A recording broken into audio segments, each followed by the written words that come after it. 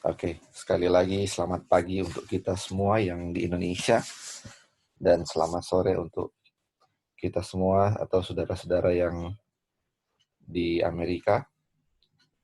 Kita akan melanjutkan bubble study kita. Ini yang kedua atau part 2. Minggu lalu yang pertama, kita akan lanjutkan yang sekarang ya. Dari buku The Act of Apostle atau kisah Rasul chapter 5. Sebelumnya kita sudah bahas chapter 4 tentang Pentecost atau apa ya hal-hal yang terjadi waktu Pentecost, dan saat ini kita akan lihat tentang Roh Kudus yang dikasih pada waktu Pentecost itu seperti apa ya, dan kita akan review apa yang kita sudah pelajari minggu lalu, dan ini kita uh, sudah bikin summary-nya. Jadi ini Roh Kudus adalah pemberian yang paling penting dan sempurna yang pernah diberikan. Ini pemberian yang paling sempurna atau yang paling penting. Dan dengan kuasa Roh Kudus inilah yang akan mengalahkan kejahatan yang tertimbun selama berabad-abad lamanya. Terus kita lihat ini ada hasil-hasil kecurangan Roh Kudus, itu ada pertobatan. Kita lihat lagi ya.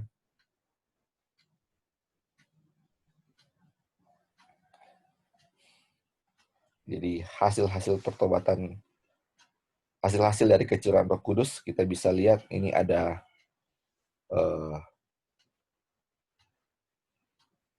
perkabaran di dunia di segala penjuru tentang Tuhan Yesus ya. Ini ada perkabaran ke seluruh dunia, dan juga akan ada pertobatan. Jadi ini bilang gereja akan melihat orang-orang bertobat, berkumpul kepadanya dari segala jurusan. Baru orang-orang yang murtad telah bertobat kembali. Jadi banyak orang-orang yang sudah murtad akan kembali pada waktu apa? Kecurahan Roh Kudus. Jadi kadang-kadang kalau kita lihat, oh ini sudah murtad, kita tetap doakan karena pada waktu kecurahan Roh Kudus juga akan banyak orang yang murtad akan bertobat.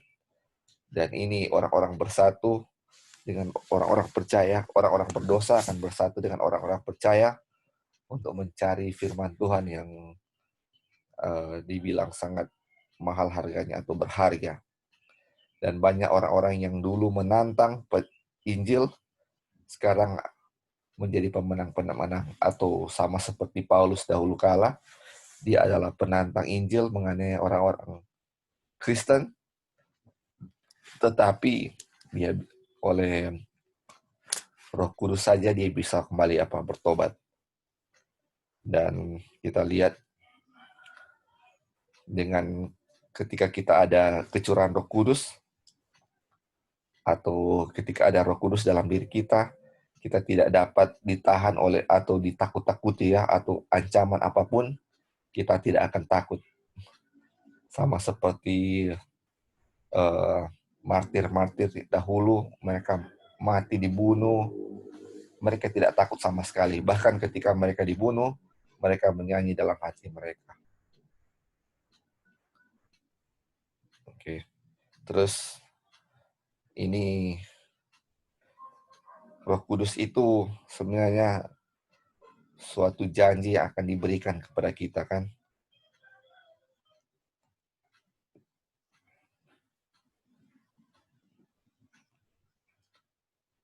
Dan di sini juga bilang ketika pada waktu zaman waktu zaman Pentakost dulu, atau ketika mereka dicurahkan Roh Kudus, itu bukan jaminan bahwa mereka tidak akan ada penggodaan atau pergumulan selanjutnya. Justru setelah kecurahan Roh Kudus, pencobaan mereka semakin berat ya. Tetapi kita lihat dengan kuasa atau roh yang mereka miliki, mereka mampu untuk melewati cobaan-cobaan atau pergumulan yang mereka lewati selanjutnya. Terus ini kalau misalnya ada suatu kelompok atau golongan atau secara pribadi merasa bahwa kebutuhan Roh Kudus atau meremehkan tentang kehadiran Roh Kudus, di sini dibilang di sana akan terlihat kekurangan rohani, kegelapan rohani, kemunduran dan kematian rohani. Jadi ini dibilang, bila perkara kecil menguasai perhatian, kuasailah yang perlu bagi pertumbuhan dan kemampuan gereja, dan yang akan mengeluarkan segala berkat yang lain dalam usahanya, meskipun berkurangan, akan menerima kelimpahan yang tak terbatas. Jadi, kalau kita tidak meremehkan keadaan Roh Kudus, ini hal-hal kecil, kita akan melakukan hal kecil, hal-hal yang berkelimpahan yang tak terbatas akan diterima ya. Jadi banyak yang kita lebih mengutamakan hal-hal lain daripada bagaimana untuk menerima akan kecurahan Roh Kudus. Jadi kecurahan Roh Kudus adalah suatu hal yang penting. Apapun yang kita pelajari, biarlah itu tentang bagaimana caranya kita bisa menerima kecurahan Roh Kudus. Karena tanpa menerima kecurahan Roh Kudus, kita tidak akan menerima kuasa kan atau kekuatan apapun. Terus lanjut kita lihat juga di minggu lalu kita sudah bahas, ini Tuhan sangat ingin kita untuk menerima kecurahan rohnya ini. Jadi karena kita sudah belajar betapa pentingnya menerima kecurahan Roh Kudus itu, makanya dibilang mengapa kita tidak lapar dan dahaga untuk menerima pemberian roh itu ya. Jadi sudah tahu ini penting sekali kecurahan Roh Kudus. Kenapa kita nggak lapar ya? Kita suka sekali. Mungkin dalam kata-kata kita sehari-hari, kita ingin kecurahan Roh Kudus atau kita khotbahkan, tetapi dalam tindakan bagaimana kita untuk menyelidiki supaya kita kecurahan Roh Kudus, sepertinya dengan kata lain seperti meremehkan itu pentingnya Roh Kudus. Malah kita lebih mementingkan hal-hal yang tidak berhubungan dengan bagaimana supaya kita kecurahan Roh Kudus. Dia bilang, mengapa kita tidak berbicara tentang dia, mendoakannya, dan berkhotbah mengenai hal itu? Jadi, bicarakanlah hal-hal bagaimana supaya kita bisa menerima kecurahan Roh Kudus. Di sini juga dibilang, Tuhan lebih mau memberi Roh Kudus kepada mereka yang melayani dia, lebih daripada orang tua yang memberikan pemberian yang baik kepada anak-anaknya. Jadi kalau kita sudah sebagai orang tua yang sudah memiliki anak misalnya, kita pastinya mau memberikan sesuatu yang terbaik untuk anak-anak kita kan. Dan kita lihat Bapak ini sendiri lebih mau untuk kasih Roh Kudusnya itu lebih daripada orang tua atau kita memberikan sesuatu yang terbaik kepada anak-anak kita. Bayangkan dia punya keinginan untuk kasih Roh itu luar biasa. Cuman kenapa kenapa pemberian ini selalu kayaknya nggak datang-datang? Karena kita yang mau terima itu meremehkan dengan bukan mungkin kata-kata kita, saya mau kecurahan Roh Kudus, tetapi meremehkan dengan tindakan kita, atau kita lebih mementingkan hal-hal lain daripada bagaimana untuk mengetahui supaya kita menerima kecurahan Roh Kudus. Itu dia yang kita. Terus minggu lalu kita juga sudah baca tentang sifat Roh Kudus itu ya. Sifat Roh Kudus ini kata rahasia. Itu tidaklah penting bagi kita untuk dapat mendefinisikan apa Roh Kudus itu. Jadi kita tahu ya banyak pertentangan tentang Roh Kudus, dia apa, dia punya nature-nya apa, kepribadiannya seperti apa. Tetapi apakah dengan kita berdebat soal itu, kita mengetahui, oh dia ini. Apakah itu kata menguatkan sidang atau menguatkan iman kita? Nah, kita baca ya dengan dia punya kutipan ini. Manusia mempunyai pandangan-pandangan penuh fantasi untuk menyatukan seluruh kitab suci sesuai dengan suatu pertimbangan manusia sendiri. Tetapi penerimaan akan pandangan ini tidak akan menguatkan gereja atau tidak akan menguatkan sidang. Mengenai rahasia seperti itu yang terlalu dalam bagi pengertian manusia, berdiam adalah emas. Jadi dengan perdebatan ini, apakah ini tentang Roh Kudus ini tidak pernah menguatkan gereja. Tapi yang paling sering disarankan bagaimana kita supaya bisa menerima kecurahan Roh Kudus. Bukan memperdebatkan nature-nya atau kealamian apa itu Roh Kudus, bagaimana itu Roh Kudus. Itu kata Tidak penting untuk kita tahu definisi. Definisi itu, apakah Roh Kudus itu? Dia apa? Apakah dia orang ketiga kah? Apakah dia rohnya Kristus, rohnya Bapa? Bukan itu sebagai kita punya pertentangan ya. Pertentangannya bukan seperti hal itu. Jadi, dan yang kita sudah alami itu, saya sudah lewat hal-hal itu. Saya suka sekali untuk berdebat tentang Roh Kudus itu, melawan sini sana. Tetapi kegunaannya dalam diri saya atau untuk kemajuan rohani, saya tidak dapatkan apa-apa ya. Justru perseteruan sana-sini dengan orang lain. Dan memang kalau kita lihat, kalau kita mau pakai kutipan ini, kutipan itu, tidak ada yang bisa menemukan secara pas itu nature-nya Roh Kudus seperti apa. Makanya Ellen White bilang di sini untuk tidak penting untuk mendefinisikan apa Roh Kudus itu. Oke. Kita ini dulu ya. Jadi minggu lalu kalau tidak salah, kita akan baca kutipan yang dari Ellen White dan kita akan lihat ya bahwa sebenarnya kita tidak perlu memperdebatkan hal ini. Ini boleh Kak Dolphin baca ini kutipan pertama? Apa Kak Dolphin available? Boleh, bro. Iya, boleh. Oke. Ini Penghibur kita ambil ya untuk kasih hubungkan bahwa memang ini apa maksudnya untuk memperdebatkan atau mempersalahkan ini sesuai dengan kutipan yang kita baca ini, itu adalah benar ya. Oke. Boleh Kak? Penghibur yang dijanjikan Kristus untuk dikirim setelah dia naik ke surga adalah roh dalam segala kepenuhan ketuhanan yang mewujudkan kuasa kasih karunia ilahi pada semua orang yang menerima dan percaya kepada Kristus sebagai juru selamat pribadi. Ada 3 yang hidup dari trio surgawi.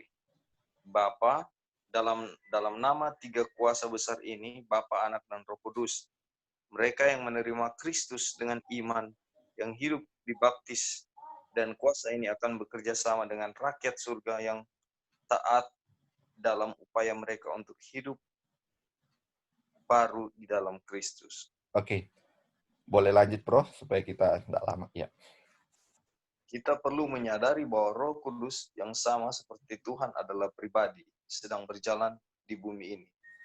Pangeran kuasa kejahatan hanya dapat dikendalikan oleh kuasa Tuhan dalam pribadi ketiga dari ketuhanan Roh Kudus. Kita harus bekerja sama dengan 3 kuasa tertinggi di surga, Bapa, Anak, dan Roh Kudus. Dan kuasa ini akan bekerja melalui kita, menjadikan kita bekerja sama dengan Tuhan. Ya, oke, sampai situ dulu, Bro. Jadi, ini kutipan dari kita ambil dalam Evangelism yang halaman 14. Ini bukan kita mau, ini Trinitas yang benar atau mana yang benar. Tapi ini ada kutipan tentang Ellen White kasih kutipan tentang ketiga kan, ada dia, Roh Kudus ini adalah ketiga. Tetapi kita sudah pelajari ini 2. Dan ini menjadi pertentangan yang tidak habis-habisnya dalam pikiran saya pribadi juga ya. Ini 2, ini 3. Makanya, apakah kita harus selidiki dia ini ketiga, kedua, atau gimana? Dan ini kan jadi pertentangan kan. Nah, makanya pas ada kutipan yang kita baca, yang minggu lalu kita sudah bahas tentang sifat Roh Kudus itu, tidak penting untuk mendefinisikan Roh Kudus itu, makanya saya baru sadar. Jadi ini ada kutipan lain yang menjadi second witness itu untuk apa? Bagaimana kita untuk tahu ini ya? Boleh kasus bisa baca Kak ini? Habis kasus boleh baca.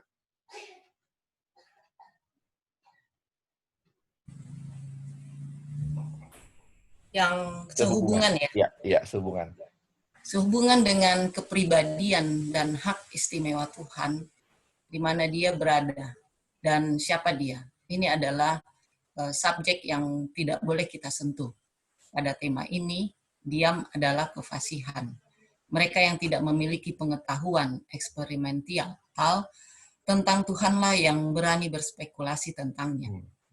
Jika mereka mengenalnya lebih banyak, mereka tidak akan banyak bicara tentang siapa dia. Orang yang dalam kehidupan sehari-hari memiliki persekutuan paling dekat dengan Tuhan dan yang memiliki pengetahuan terdalam tentangnya, sangat menyadari ketidakmampuan manusia untuk menjelaskan Sang Pencipta. Oke, boleh lanjut Kak? Ya. Lagi? Ya, lanjut? boleh. Ya, sehabis. Ya. Hal-hal rahasia adalah milik Tuhan, Allah kita. Tetapi hal-hal yang dibukakan adalah milik kita dan anak-anak kita selamanya. Ulangan 29 ayat 29. Pewahyuan tentang dirinya yang telah Tuhan berikan dalam firman-Nya adalah untuk pelajaran kita. Ini mungkin ingin kita pahami, tetapi di luar ini kita tidak boleh masuk. Kecerdasan tertinggi mungkin membebani dirinya sendiri sampai lelah dalam dugaan tentang sifat Tuhan. Tapi usaha itu tidak akan membuahkan hasil. Masalah ini belum kami pecahkan. Tidak ada pikiran manusia yang dapat memahami Tuhan. Tidak seorang pun boleh berspekulasi tentang sifatnya. Di sini keheningan adalah kefasihan, yang maha tahu adalah pembahasan di atas. Oke, lanjut juga sampai biar kita waktunya. Oke. Boleh lanjut, Kak? Lanjut. Ya. Pekerjaan Roh Kudus dengan jelas ditentukan dalam perkataan Kristus. Dan sorry. ya. Ini sudah ini. Boleh sampai di sini mungkin Kak Sus ada komentarnya dari hal yang dibaca tadi. Seperti tadi sudah lewat. Oke. Saya juga ada baca tulisannya. Ya. Tulisannya Wagener ya. Tentang kebenaran Kristus ya, righteousness apa gitu. Righteousness of Christ. Christ in His righteousness. Oh ya, Christ in His. Iya, di situ juga ada tentang Bapa, Anak dan Roh Kudus. Iya. Nah,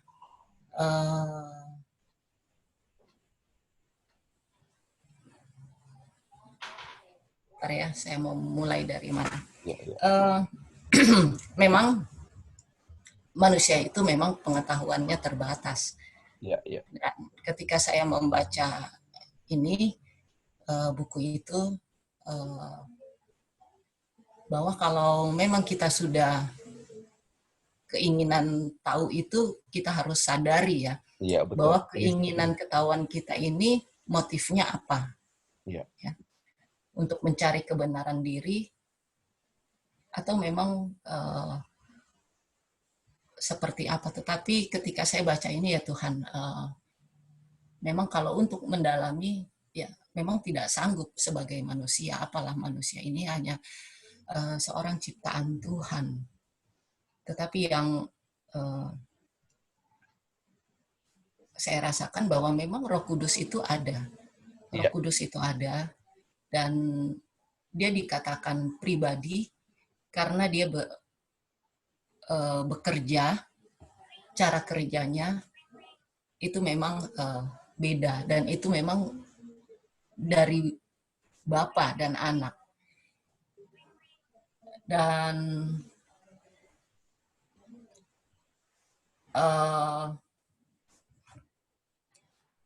ketika saya baca buku itu ya, aduh nanti panjang ceritanya. Ya, Udah sampai situ aja deh. ya, thank you Kak Sus. Jadi, Iya, oke, ini coba mau dijelaskan. Ini ya bukan Roh Kudus itu penting sekali dan kita perlu untuk menerima itu ya. Tetapi untuk menyelidiki itu bukan saya yang bilang ini ya nggak penting ya atau nggak penting untuk mau tahu siapa Roh Kudus. Ini kutipan yang bilang ya, tidaklah penting bagi kita untuk dapat mendefinisikan Roh Kudus itu apa. Bukan saya pribadi. Dan ini dibilang ini apa namanya? Ini termasuk di dalam Roh Kudus itu termasuk dalam Godhead ya atau dalam ketuhanan ya. Jadi ada termasuk dalam ketuhanan. Dan kita tahu dia termasuk dalam ketuhanan itu ya. Dan apakah bagaimana ya? Kita tahu dia di dalam ketuhanan. Jadi ada yang tanya, apakah misalnya orang berdoa kepada Roh Kudus itu apakah itu salah atau tidak? Ini pertanyaannya. Apakah kalau ada yang berdoa untuk Roh Kudus salah atau tidak? Sedang ini sesuai ini ya. Kira-kira ada yang bisa jawab kalau untuk berdoa Kalau untuk ya, ya. ya, kalau kita berdoa pun kepada Bapa tapi menggunakan dalam nama Yesus. Gitu. Ya. Jadi kalau berdoa kepada Roh Kudus, kita rasa kalau berdoa adalah meminta kecurahan Roh Kudus, tapi kita mintanya berdoanya kepada Bapa gitu. Iya. Itu yang bukan berdoa kepada Roh Kudus, sedangkan orang pun berdoa kepada Bapa, Iya. tapi tutupnya dalam perantaraannya nama Yesus gitu. Iya, betul sekali. Okay. Mungkin ada orang yang karena pengertiannya Roh Kudus itu juga gimana ya. Jadi makanya ini pengertian Roh Kudus ini kita mau selidiki, mau perdalam, kan banyak yang sudah memperdalami ini kan. Jadi karena sudah rasa mengerti tentang sifat ini Roh Kudus, jadi akan merasa saya lebih paham tentang Roh Kudus itu daripada orang lain ya. Jadi ketika ada orang lain yang mempercayai berbeda dengan apa yang kita percayai, kalau ini sudah ada saya sudah anggap remeh tentang dia karena saya sudah lebih tahu sedikit dari dia. Apalagi soal Roh Kudus ya. Dia menyembah roh yang salah, saya menyembah roh yang benar. Tetapi, apakah ini menjamin bahwa Anda akan menerima kecurahan Roh Kudus?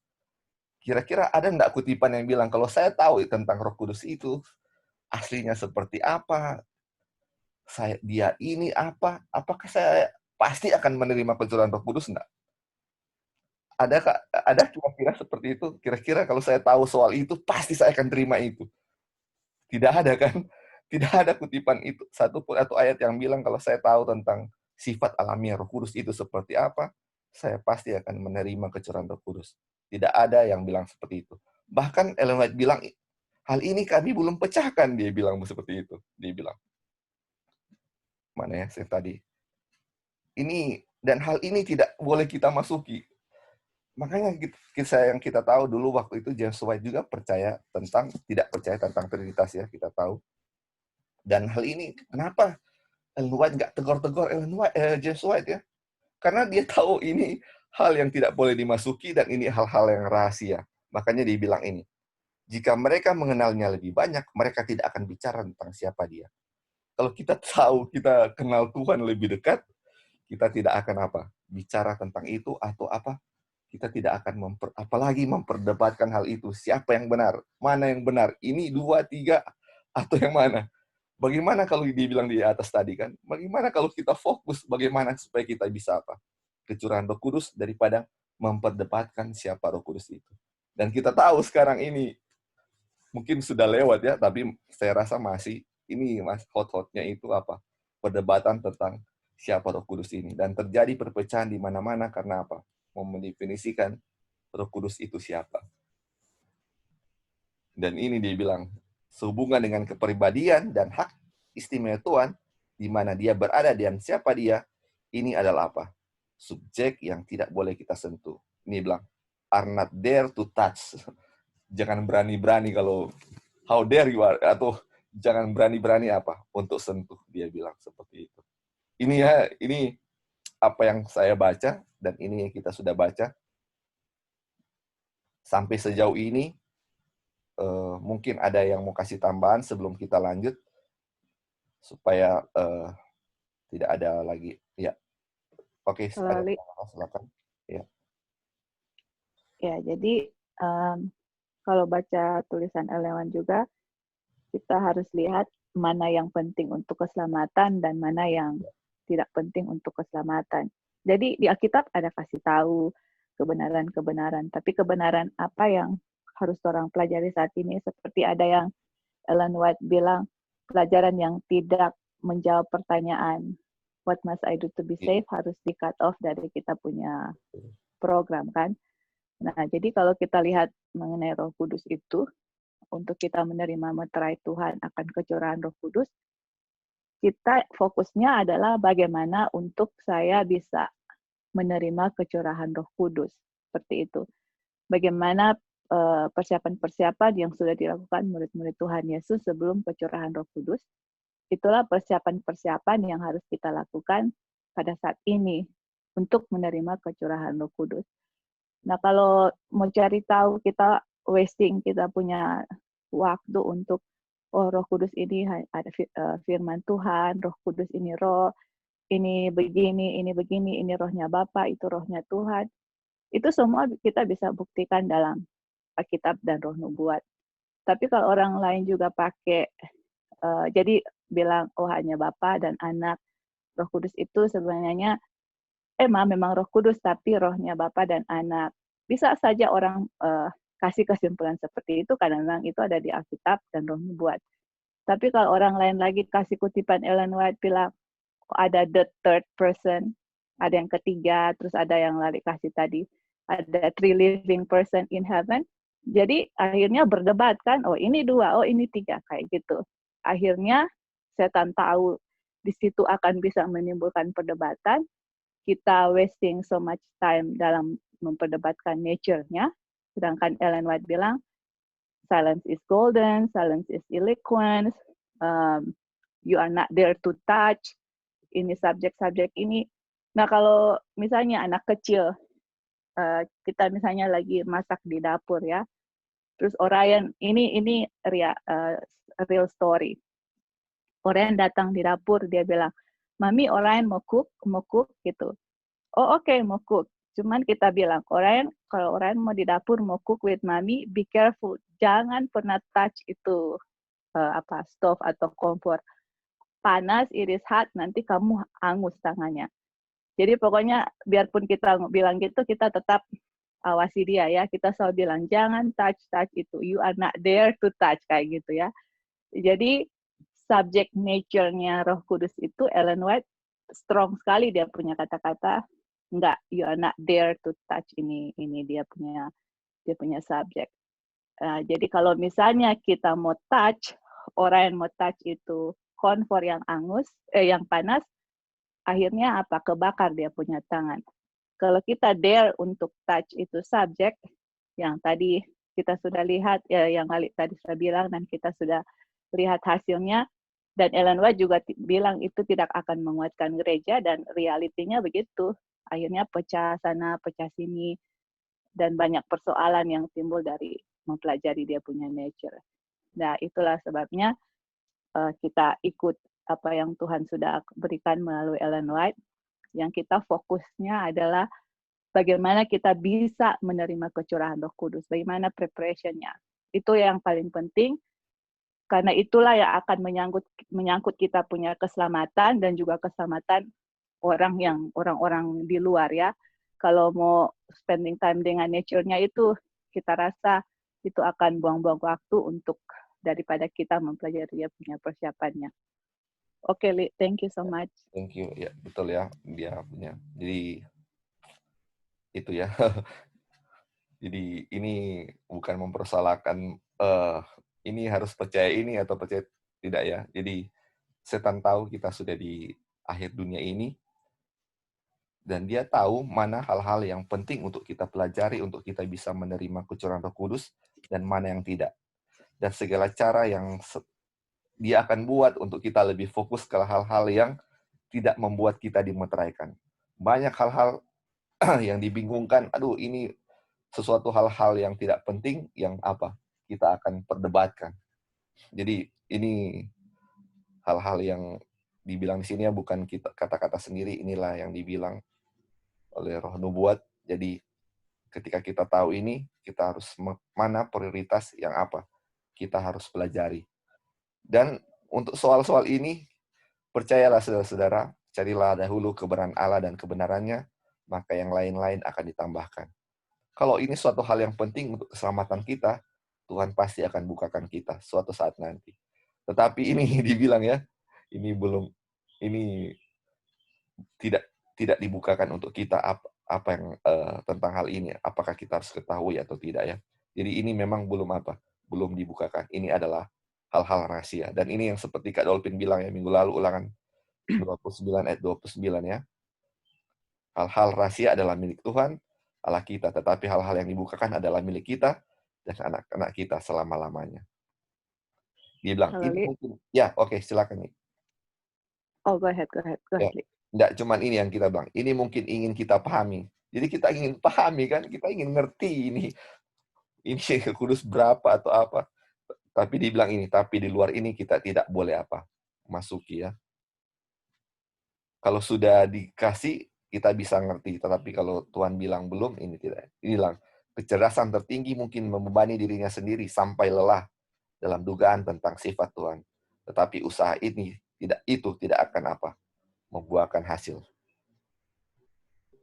Iya. Oke, silakan nih tadi mau. Ya. Tunggu. Sebentar ya Kak, sebentar aja. Jadi pas tadi bilang itu tadi, jadi kita ingat gini ya, pelajaran mengenai di Pentakost gitu, bagaimana mereka kecurahan Roh Kudus. Mereka kecurahan Roh Kudus kan itu syaratnya mereka one accord, one mind kan. Iya. Kan ya, jadi satu pikiran, mereka sama-sama sependapat dalam doktrin dan apapun. Jadi gini ya, yang kita lihat adalah gini. Pada akhir zaman untuk Tuhan mau Tuhan mau untuk mencurahkan Roh Kudus tanpa batas, dan itulah yang Tuhan tunggu, karena kita yang orang-orang yang kecurahan Roh Kudus dan kita berdoa kita semua bisa mengambil bagian itulah yang akan menghabiskan atau Injil itu akan tersebar ke seluruh dunia.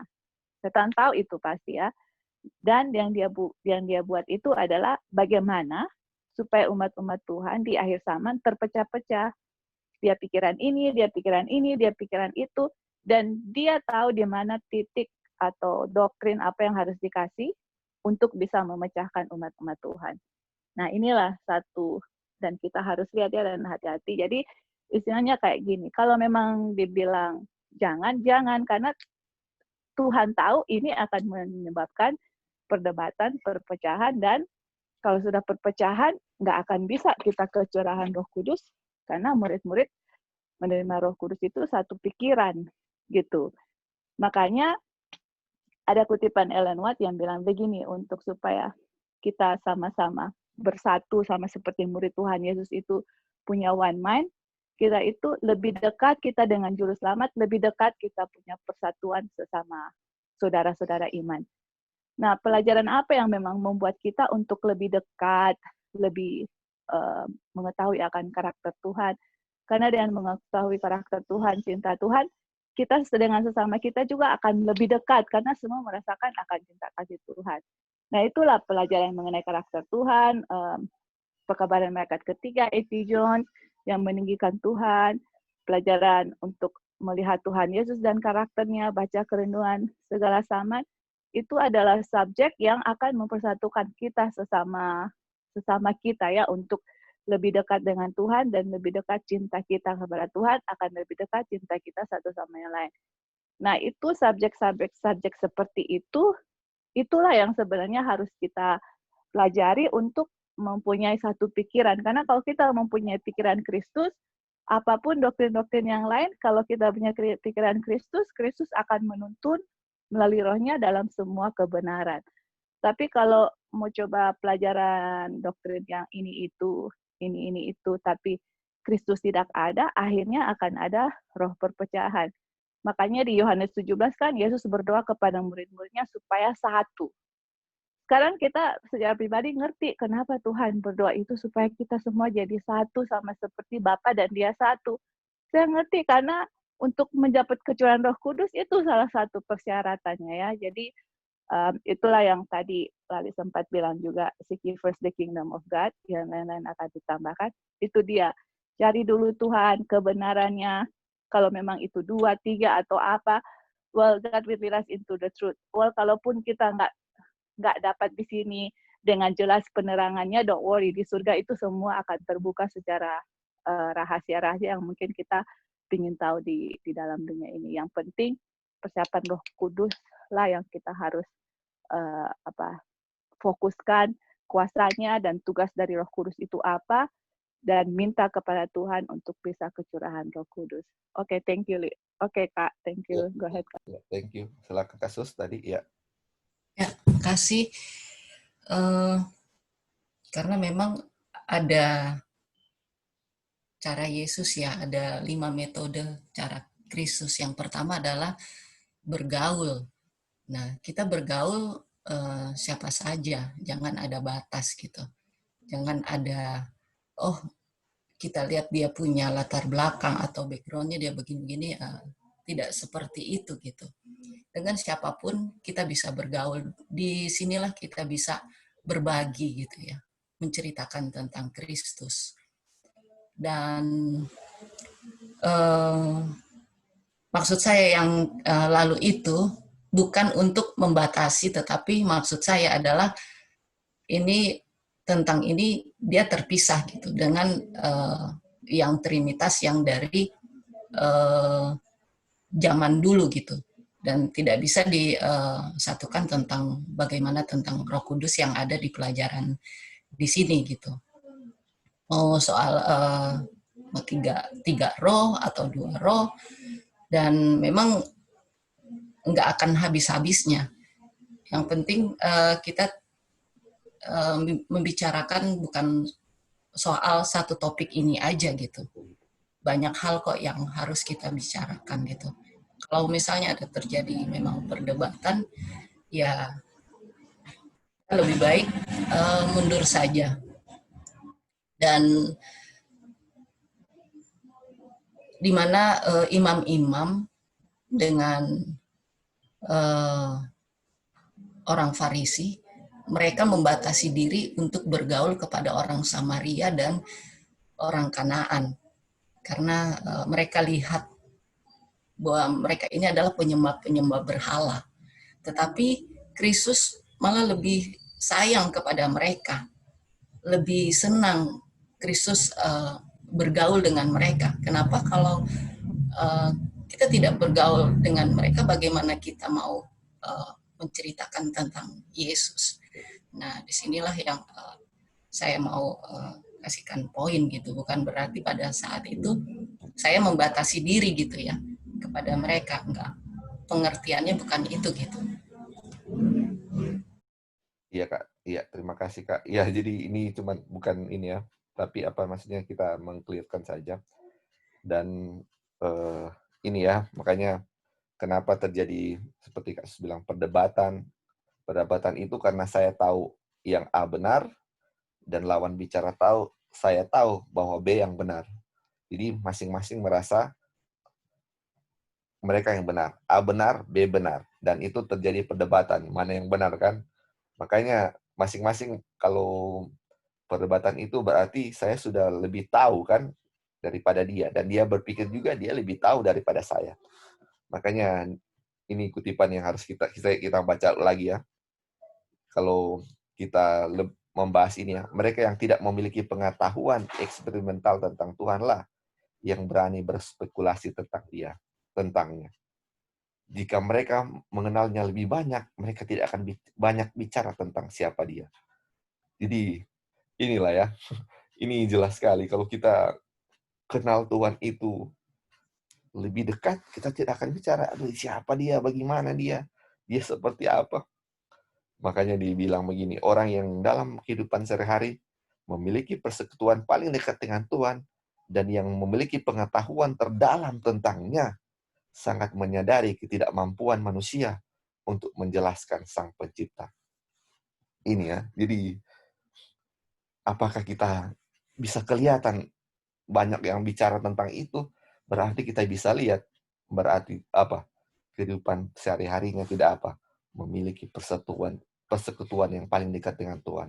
Atau tidak ada apa? Closest communion. Kita kan sering bahas tentang communion with God, communion with God. Kalau kita suka mendebat tentang ini, bicara tentang ini, tentang kepribadian Tuhan, sebenarnya apa? Kita tidak ada apa? Communion, closest communion with Tuhan, dengan Tuhan. Sedangkan communion with Tuhan itu yang selalu kita bahas, itu yang paling penting kan? Bagaimana pagi-paginya kita bersekutu dengan Tuhan. Dan ini apa? Sangat jelas ya, dia punya kutipan. Oke, sebelum kita lanjut ini paragraf ini dan kita akan close ya kalau kita akan lanjut dengan ini yang baru. Mungkin ada yang mau kasih komen sebelum kita lanjut tentang hal ini.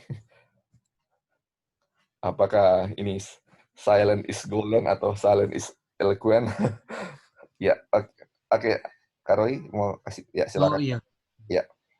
Iya. Ya, puji Tuhan deh, orang mengerti dia punya konteks ini. Memang mungkin jadi fondasi buat kita dulu atau teman-teman kita.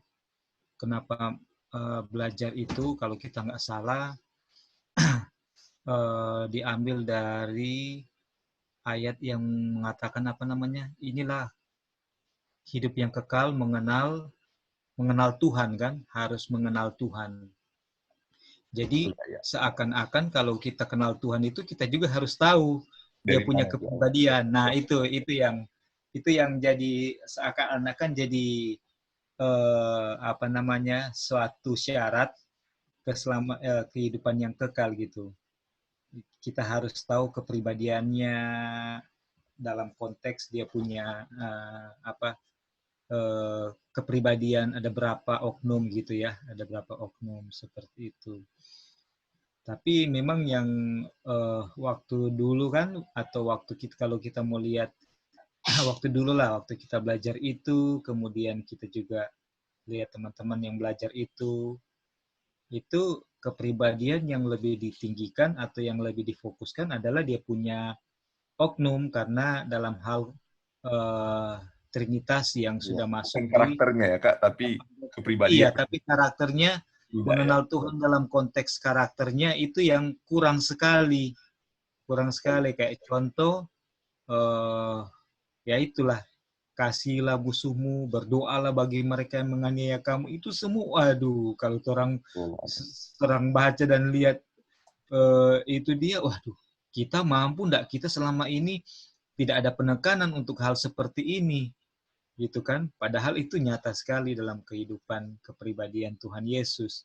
Nah, inilah yang menjadi pertimbangan dari teman-teman kita dan juga kita ya waktu kita belajar itu, sehingga ada kontroversi dari beberapa ayat yang kelihatan bertentangan, di situ jadi besar. Iya, jadi besar. Pada akhirnya karakter atau kepribadian keilahian yang lain itu diabaikan.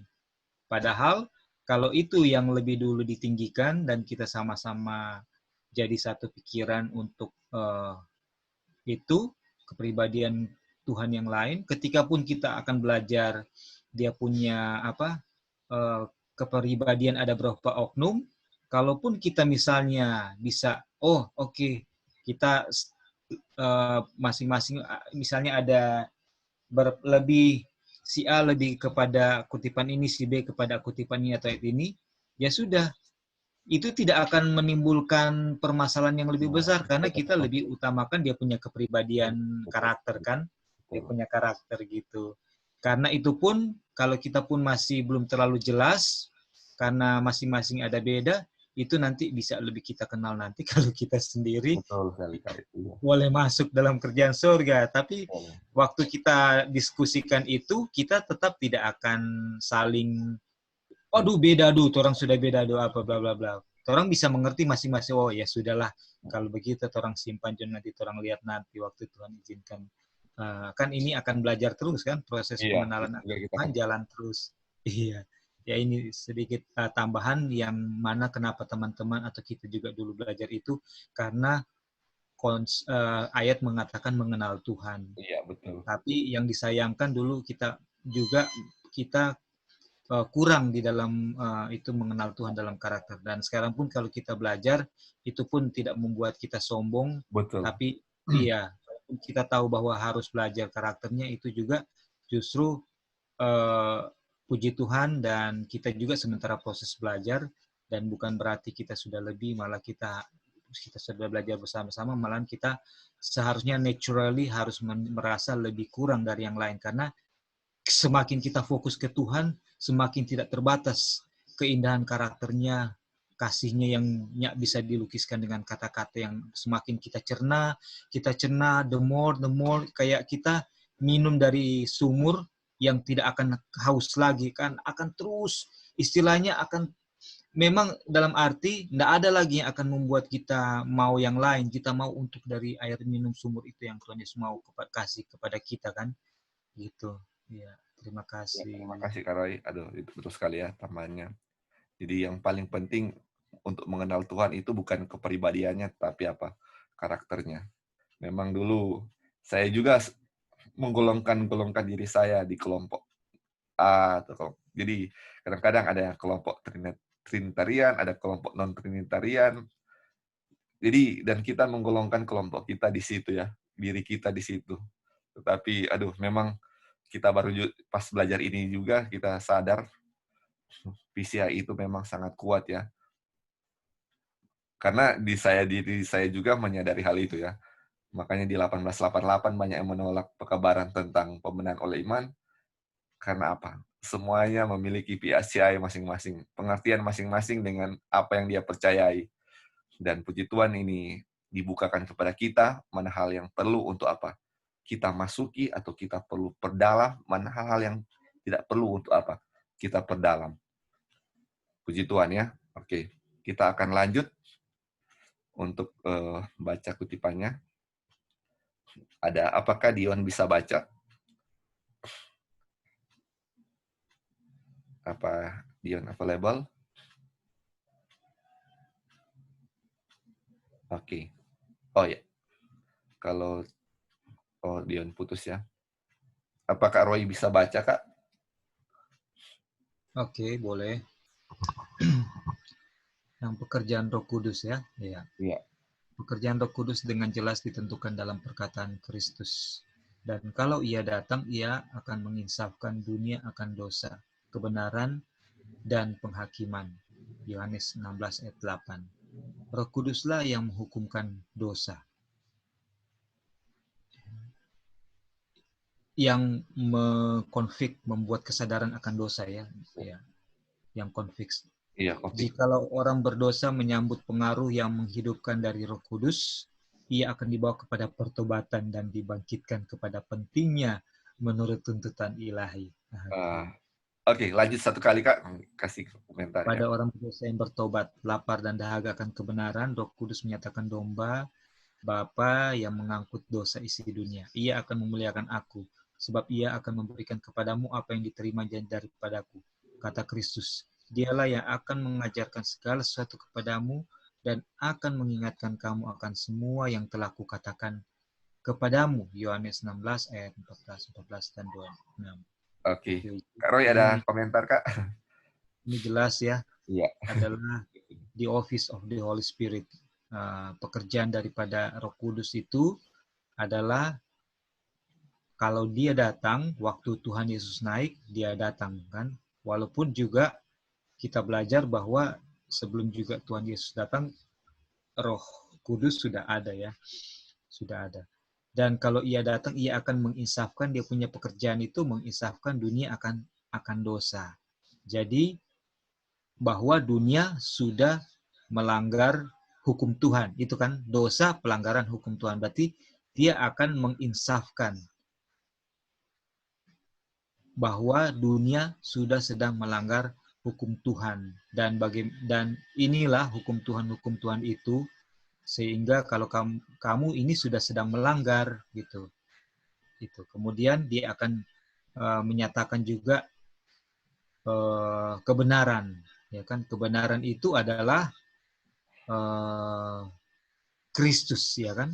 Kristus. Tapi bukan Kristus orangnya, tetapi buat apa Kristus orangnya? Ya, Kristus orangnya itu dia selama 33 tahun setengah ya. 33 tahun itu di atas dunia, itulah kebenaran. Dia punya apa? Dia punya kehidupan, dia punya ajaran, dia punya perkataan, itulah kebenaran. Bukan ke orangnya. Kalau orangnya ya orangnya, tidur, bangun, seperti itu. Tapi yang dia hidupkan dan diajarkan, itulah kebenaran. Itulah yang akan diinsaf oleh Roh Kudus. Dan mengenai penghakiman, bahwa kalau kita sudah berdosa, ya kan, sebenarnya sudah habis cerita. Waktu Adam dan Hawa berdosa, sudah langsung dihukum mati. Seperti itu. Pada saat engkau memakan buah yang dilarang, pada saat itu juga engkau akan mati, gitu kan. Tapi Tuhan harus, tapi ini bukan cuma soal Adam dan Hawa saja. Ini the great controversy kan. Jadi makanya waktu Adam dan Hawa makan, tidak langsung mati karena the great controversy ini sudah dari surga. Ada skenario yang harus dijalankan supaya alam semesta bisa melihat kejam dan kejinya dosa atau karakter setan.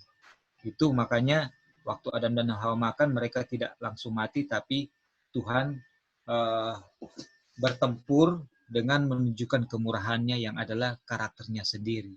Sehingga karakter dosa harus diungkapkan sampai sematang-matangnya, dan karakter daripada kasih dan hukum Tuhan juga harus di situ akan nyata, bahwa itulah fondasi pemerintahan surga, dan itulah landasan dari setiap tindakan yang Bapa dan Anak lakukan kan. Nah, ini Roh Kudus punya pekerjaan, menjelaskan kepada manusia yang sudah berdosa akan pertempuran yang sedang terjadi di alam semesta dan di dalam dirinya sendiri, seperti itu.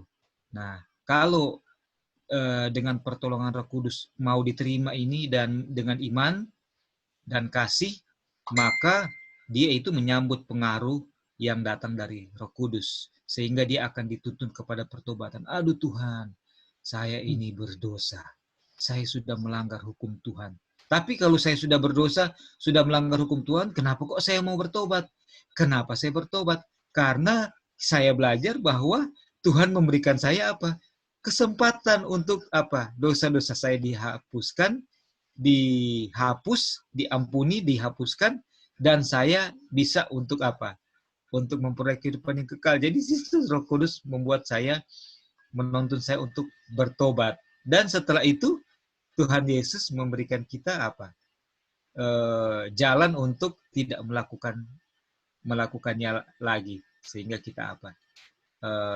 Bisa dibangkitkan dan bisa menurut tuntutan apa? Tuntutan ilahi. Ini semualah pekerjaan Roh Kudus, ya, itu semua pekerjaan. Ini sangat penting. Ini sangat penting. Oke, kemudian di bawah dibilang bahwa pada orang berdosa yang bertobat, lapar dan dahaga akan kebenaran, Roh Kudus menyatakan domba Bapa yang mengangkut dosa isi. Jadi Roh Kudus mengarahkan orang berdosa yang bertobat kepada siapa? Kepada Yesus, anak domba Bapa, ya kan? Dan dengan cara demikian dia memuliakan Yesus, Roh Kudus, sebab ia akan memberikan kepadamu apa yang diterima daripadaku, kata Kristus. Nah, ini Roh Kudus ini adalah Roh Kristus sendiri. Gitu. Dialah yang akan mengajarkan segala sesuatu kepadamu dan akan mengingatkan kamu akan semua yang telah kukatakan kepadamu. Jadi pengertian, ingatan akan kebenaran, semua itu datang daripada Roh Kristus. Bukan kesanggupan yang ada dalam diri kita, karena kesanggupan dalam diri kita itu adalah daging, dosa semata-mata. cinta diri semata-mata. Tapi semua hal-hal yang baik dan benar atau kebenaran itu berasal daripada Roh Kudus yang mengingatkan kita akan firman Tuhan yang sudah pernah kita baca. Karena Kristus sudah tidak ada kan saat ini. Di sini Yesus bilang, yang sudah aku katakan kepadamu, Roh Kudus akan ingatkan. Tapi itu kan kita tidak lihat langsung, tapi dicatat di firman Tuhan. Dan Roh Kuduslah yang mengingatkan itu pada kita. Tapi berarti kita harus baca dulu.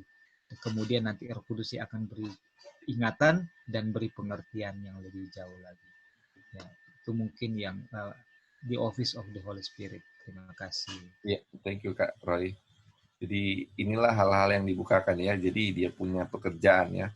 Kalau tadi pribadinya kita tidak dibilang kita tidak boleh selami atau kita tidak penting untuk kita ketahui, tapi dia punya pekerjaan dengan jelas di sini dikasih tahu ya. Apa itu pekerjaannya? Semuanya menarik kepada Kristus, itulah pekerjaan Roh Kudus.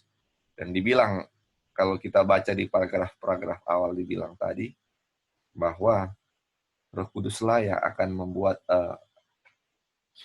kejahatan yang bertahun-tahun atau berabad-abad lamanya kan untuk bisa kembali. Karena dia apa? Menginsafkan. Jadi dengan pekerjaan menginsafkan dari dosa, makanya kejahatan yang sudah bertahun-tahun, berabad-abad bisa dikalahkan kan. Dengan kuasa. Ini kuasa ya, kuasa yang menyadarkan, kuasa menginsafkan. Makanya ini dibilang Roh Kudus adalah apa? Pemberian yang paling berharga dan sempurna yang pernah diberikan. Puji Tuhan ya. Oke, kita lanjut baca. Apa Kak Gladys bisa baca, Kak?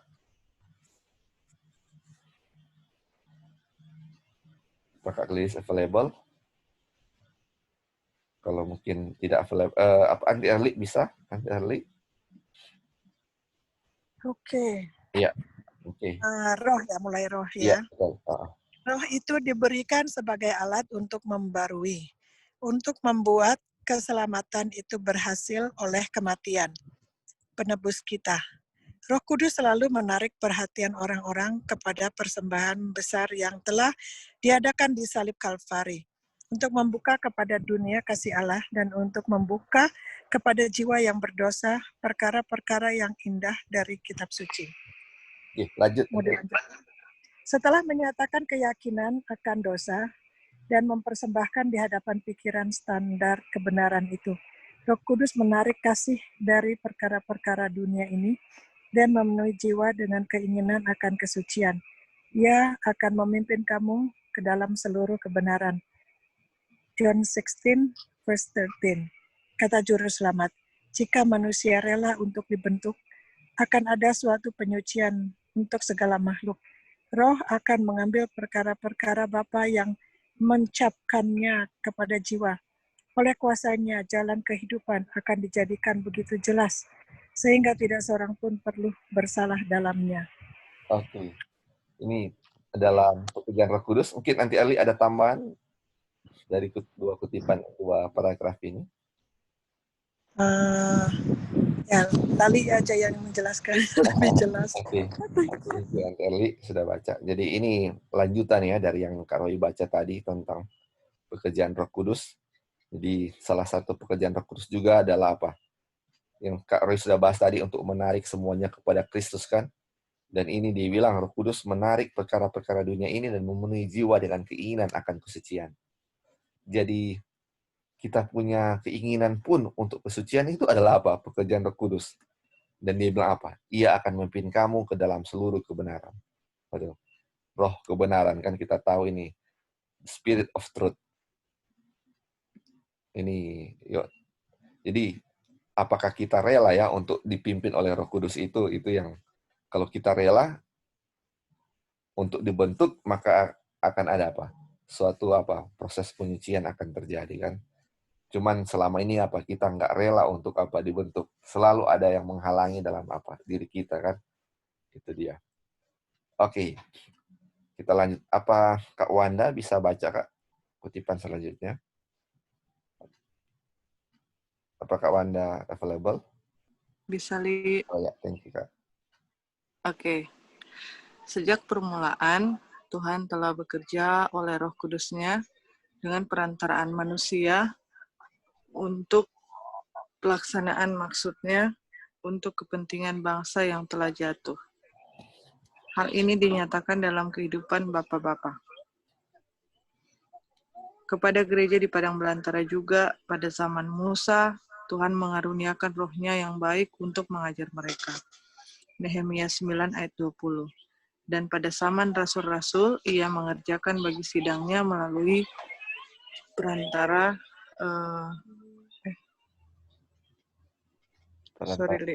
Ya, ini. perantara roh Sorry. Ya, ini. perantara Roh Kudus yang sama, yang menunjang bapak-bapak dan yang memberikan kepada Kaleb dan Yosua iman dan keberanian menjadikan pekerjaan sidang rasul-rasul itu berhasil. Telah menjunjung tinggi anak-anak Tuhan yang setia pada tiap-tiap zaman berturut-turut. Adalah melalui kuasa Roh Kudus, sehingga selama zaman kegelapan, orang-orang Kristen Waldensis menolong menyediakan jalan untuk reformasi. Adalah kuasa yang sama yang menjadikan usaha yang berhasil dari pria dan wanita yang mulia, yang merintis jalan untuk mendirikan tugas modern, dan untuk terjemahan kitab suci ke dalam bahasa yang dialek bangsa-bangsa dan orang banyak. Oke. Ya, silakan Kak. Ada komentar ini tentang paragraf ini. Oke. Jadi kita ingatkan waktu Tuhan Yesus mau ke surga kan, dia bilang sama murid-murid kan, saya harus ke surga supaya comforter itu bisa datangkan ke kita. Dan kalau kita lihat ini bagaimana Tuhan bekerja ya, dibilang Tuhan bekerja oleh Roh Kudusnya melalui setiap manusia kan. Jadi kalau kita lihat ini semuanya berhasil karena Tuhan yang bekerja di dalam manusia itu, yang dia kasih Roh Kudusnya kepada mereka untuk mengerjakan setiap tugas-tugas yang mau dia nyatakan kepada umat-umat kan, kepada seluruh manusia. Jadi kalau kita lihat ini semua yang bekerja itu Tuhan. Tuhan yang bekerja melalui orang-orang ini. Dan kita lihat semuanya berhasil. Dan yang paling penting, mereka juga ini adalah, yang kita tahu pasti mereka ini adalah orang-orang yang setia ya. Dan dari mereka inilah, dibilang kan, pekerjaan sidang rasul-rasul itu berhasil. Jadi semua itu pekerjaan Tuhan. Sebenarnya kalau mau pikir, Tuhan yang, kalau mau pikir, memang semua Tuhan yang bekerja. Jadi nggak ada kredit dari kita ya, 1% pun. Jadi semua hati kita, semua Tuhan yang gerakan, pekerjaan Tuhan yang lakukan sendiri, kita itu hanya instrumennya, dan jadi Tuhan yang mulai, Tuhan yang selesaikan gitu. Dan orang-orang ini adalah orang-orang yang Tuhan sudah pilih untuk mau kerjakan itu tugas-tugasnya gitu. Itu sih kita dapat poinnya. Thank you, Li. Ya, thank you Kak. Ya, itu sudah poin-poinnya yang Kak Wanda bilang ya. Jadi memang Tuhanlah yang bekerja. Jadi manusia cuman pengantarannya ya. Jadi rohnya yang oleh Roh Kudusnya yang bekerja melalui manusia. Makanya dari zaman Musa dulu, zaman para rasul, bapak-bapak dulu kan, patriark dulu, zaman Kaleb dan Yosua, setelah Musa, Kaleb dan Yosua, itulah yang memimpin adalah Tuhan lah, atau Bapa lah yang pimpin melalui rohnya. Sampai di zaman Walensia pun, orang-orang itu dianiaya, rela mati. Mereka luar biasa ya, hebat sekali dorang. Ternyata mereka memiliki roh yang sama yang ada pada Musa. Itu adalah roh Bapa ya yang kasih ke mereka. Jadi kadang kita pikir juga, aduh saya mau seperti di mereka. Bisa enggak? Jadi bukan kemampuan mereka sendiri yang bikin mereka itu berani mati. Tetapi kan ada Roh Kudus makanya mereka berani mati. Walaupun mereka mau dibunuh pun, mereka tetap bernyanyi. Karena apa? Ada Roh Kudus. Itulah yang paling penting. Makanya selalu dibilang mana yang paling penting adalah apa? Bagaimana kita bisa menerima kecurahan Roh Kudus? Bagaimana kita bisa menerima Roh Bapa itu? Karena hanya dengan itulah kita bisa memiliki kekuatan. Jadi makanya sudah kita bahas tadi, kita pusing dengan dia punya kepribadian, tetapi kita tidak peduli bagaimana cara untuk bisa menerima Roh Kudus itu kan. Makanya kita belajar setiap minggu kita belajar tentang Third Angel Message, bagaimana supaya bisa menerima kecurahan Roh Kudus. Dan ternyata menerima kecurahan Roh Kudus itu seperti hal yang simpel tapi memang susah. Karena diri selalu dibawa di dalam debu terus. Kita harus, diri kita tidak, cuma Tuhanlah yang ditinggikan. Itulah yang paling penting, yang harus kita harus kita cari daripada ini ya. Makanya ini kita punya harapan semua ini adalah menerima kecurahan Roh Kudus. Tanpa itu kita tidak bisa diselamatkan. Hanya itu yang yang menjadi jaminan kita. Dan itulah yang harus perlu kita pelajari setiap hari. Oke, kita lanjut ya. Atau mungkin ada tambahan saudara-saudara sebelum kita. Ya, Li, boleh menambahkan. Silakan Kak Roy ya. Jadi ini jelas sekali ya, Roh Kudus bilang dia akan mengingatkan kepadamu apa yang telah kukatakan kan, dan apa yang Tuhan Yesus katakan itu semua dia hidupkan juga. Iya. Jadi bayangkan ya, kebenaran yang kebenaran itu dalam hal hukum Tuhan, kehidupan Tuhan, pengajaran Tuhan, itu semua kalau itu yang masuk di kita punya pikiran, kita punya chamber of mind, ya kan, maka itulah yang akan diingatkan oleh Roh Kudus. Jadi kalau kita misalnya ya di Christ Object Lesson 69 sampai karakter Kristus dipantukan secara sempurna oleh umatnya atau gerejanya, maka ia datang untuk klaim mereka sebagai miliknya. Itu bagaimana bisa Roh Kudus mau ingatkan kita akan kebenaran itu, yaitu yang ada juga di dalam kehidupan dan karakter Kristus ya, pengajaran Kristus. Kalau kita nggak baca dan nggak renungkan selalu gitu. Ini indah sekali ya, kalau jadi suatu hal yang kalau dibilang indah, menarik itu dalam arti bayangkan kalau kita betul-betul kalau dalam kata yang sederhana lah, kita eksperimen itu ya, kita lakukan itu di diri kita. Selalu kita isi pikiran kita selalu dengan firman Tuhan. Misalnya kita selalu rajin membaca kan Alkitab Roh Nubuat setiap waktu. Dan kalau bisa sambil kita bekerja gitu ya, kan tetap kita ada tanggung jawab yang harus dilakukan ya. Untuk produktif, itu kan harus produktif. Tuhan Yesus sangat produktif selama masa dia sebelum dia bekerja 3,5 tahun, dia itu harus tunduk kepada sebagai seorang anak Ibrani kan, sebelum dia dianggap dewasa. Nah, dia sangat produktif. Nah, di kita juga kan harus produktif juga. Nah, pada saat itu, kalau kita misalnya selalu kita putar selalu buku Roh Nubuat, dan puji Tuhan ya, Tuhan izinkan kita sudah mau mengarah ke sana untuk bisa punya itu gitu ya, punya melengkapi yang sudah ada lah, yang teman-teman lain sudah bikin. Sambil kita bekerja, kita isi terus dengan itu, dengan firman Tuhan. Kita dengar, drive juga kita putar di mobil atau di motor pakai headset dan lain-lain. Itu akan terisi terus di pikiran kita, dan ketika kita ada rangsangan-rangsangan atau reception untuk kita respons dalam setiap hal, setiap waktu kita bangun, itu akan selalu sesuai dengan apa yang masuk, yang Roh Kudus akan ingatkan pada kita gitu. Jadi seakan-akan Tuhan Yesus yang berada di posisi kita gitu, dan semua orang bisa alami ini. Tidak ada yang spesial seorang dengan yang lain. Karena Yesus juga alami itu. Iya kan? Dia belajar firman Bapa atau firman-Nya sendiri waktu dia sebagai tiang awan, tiang api dan lain-lain ya dengan bangsa Israel. Dia belajar itu sehingga dia itu seperti Bapa di dalam diri seorang anak Yesus. Demikian juga kita. Kalau kita selalu isi dengan kebenaran firman Tuhan, maka kita akan berespon seperti Tuhan Yesus yang mungkin saat ini kita belum atau sedang proses mengarah ke situ gitu.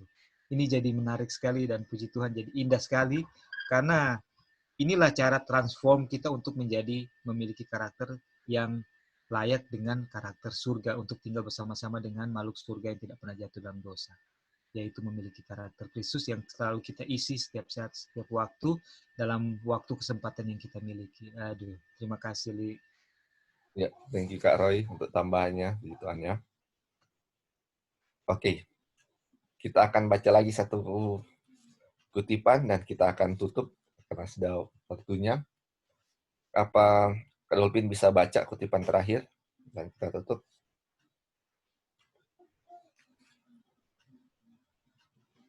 Apa Kak Dolphin bisa?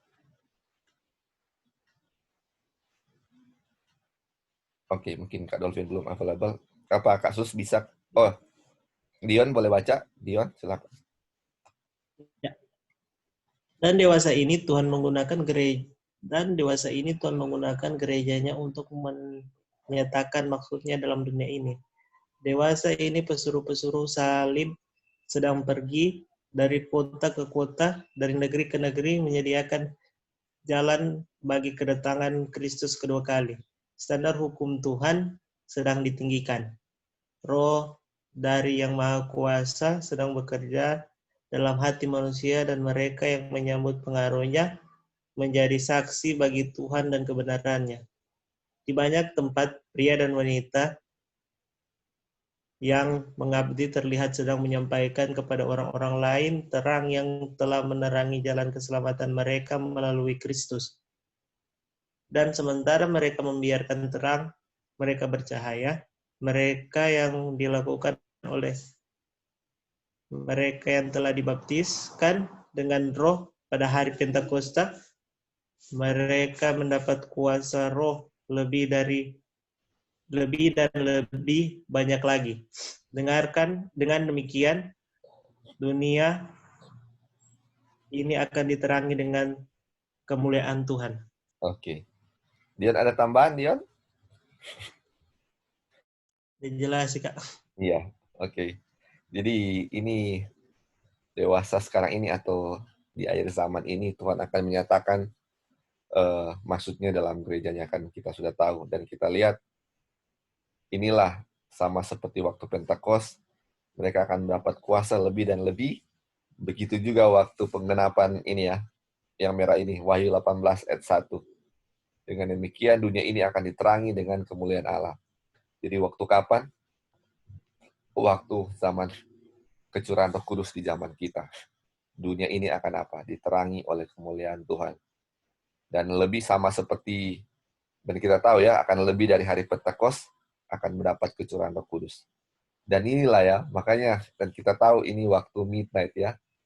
Kita sudah belajar itu, inilah waktu midnight. Bagaimana kita bisa menjadi terang waktu tengah malam itu, yaitu adalah dengan apa? Kecurahan Roh Kudus. Makanya kenapa kita belajar juga pembenaran oleh iman, supaya kita bisa menerima kecurahan Roh Kudus dalam jumlah yang besar kan, dalam tanpa batas kita baca di situ. Dan biarlah ini menjadi selalu pelajaran kita setiap hari bagaimana supaya bisa menerima kecurahan Roh Kudus. Dan kita tahu pembenaran oleh iman, iman juga itu datang dari pendengaran akan firman Tuhan ya. Jadi biarlah kita juga bisa mempelajari firman Tuhan setiap hari agar kita bisa tahu atau kita bisa lihat kebenaran Tuhan, apa yang Tuhan inginkan dari kita. Jadi ketika kita belajar itu, Tuhan akan bukakan hari demi hari apa yang Dia akan bukakan mana hal-hal yang perlu kita ketahui setiap hari, mana yang kita tidak perlu kita ketahui. Itu akan selalu dinyatakan kepada kita. Puji Tuhan, sampai saat ini kita sudah dapat terang sejauh ini. Biarlah apa yang firman Tuhan katakan kita bisa ikuti ya dengan pertolongan Tuhan juga. Oke, sebelum kita tutup, mungkin ada yang mau kasih pertanyaan atau tambahan sebelum kita berdoa?